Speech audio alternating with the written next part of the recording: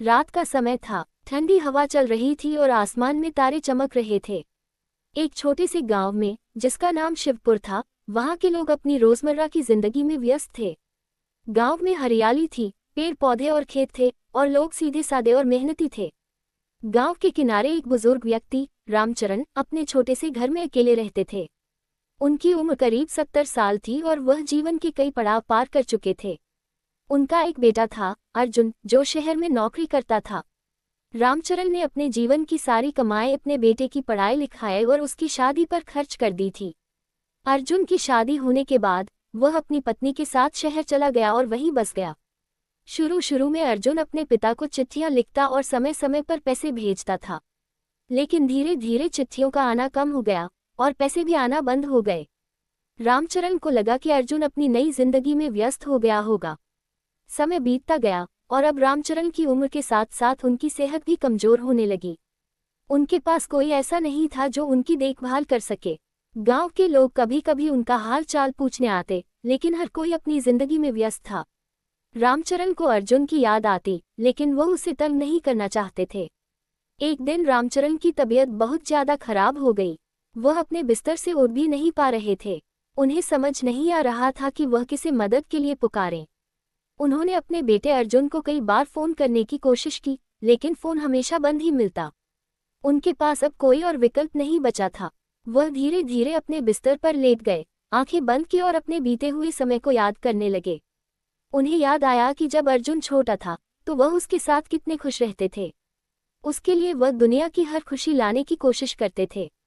उसे अपने कंधों पर बैठाकर खेतों की सैर कराते थे। रामचरण ने अर्जुन की हर छोटी बड़ी जरूरत को पूरा करने के लिए कड़ी मेहनत की थी, लेकिन आज वही अर्जुन अपने पिता को भूल चुका था। रामचरण की आंखों से आंसू बहने लगे। गांव में एक औरत थी, राधा, जो रामचरण की पुरानी जान पहचान की थी।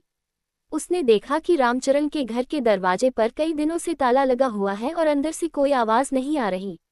उसे चिंता होने लगी और उसने गांव के कुछ और लोगों को इकट्ठा किया और रामचरण के घर की ओर चल पड़ी। जब वह लोग वहां पहुंचे तो उन्होंने देखा कि रामचरण बहुत ही कमजोर हालत में बिस्तर पर लेटे हुए हैं। राधा ने जल्दी से पानी पिलाया और उनका हालचाल पूछा। रामचरण ने धीरे से आंखें खोली और राधा को देखकर मुस्कुराने की कोशिश की, लेकिन उनकी मुस्कान में दर्द साफ झलक रहा था। राधा ने रामचरण की देखभाल की जिम्मेदारी अपने ऊपर ले ली। वह रोज उनके लिए खाना लाती, उनकी दवाइयों का ध्यान रखती और उनका हाल पूछती।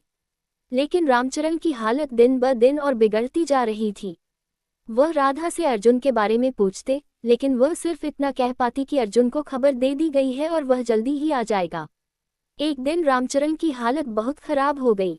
राधा ने तुरंत डॉक्टर को बुलाया, लेकिन डॉक्टर ने बताया कि अब बहुत देर हो चुकी है। रामचरण अब कुछ ही घंटों के मेहमान थे।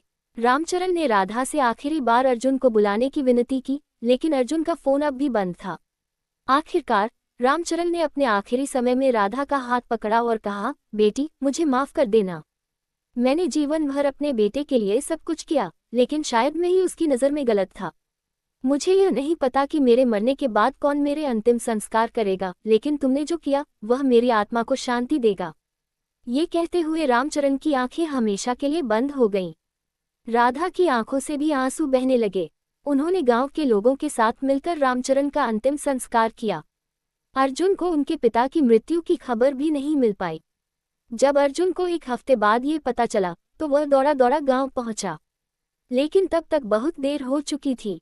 अर्जुन ने राधा से मिलने पर अपनी गलती मानी, लेकिन समय किसी का इंतजार नहीं करता। उसने महसूस किया कि अपने पिता को नज़रअंदाज करके उसने अपने जीवन की सबसे बड़ी गलती की थी। राधा ने उसे सांत्वना दी, लेकिन अर्जुन का दिल इस बात को कभी माफ नहीं कर पाया। कहते हैं कि कर्मों का फल जरूर मिलता है। अर्जुन ने अपने पिता के साथ जैसा बर्ताव किया, वैसा ही बर्ताव आगे चलकर उसके बेटे ने भी उसके साथ किया। अर्जुन ने अपने पिता की तकलीफ को समझने में बहुत देर कर दी और अंततः वही तकलीफ उसे भी झेलनी पड़ी। अर्जुन ने अपने पिता की याद में एक मंदिर बनवाया और गांव के लोगों के लिए एक धर्मशाला भी बनवाई, ताकि कोई और बुजुर्ग रामचरण की तरह अकेलेपन और दुख में न मरे।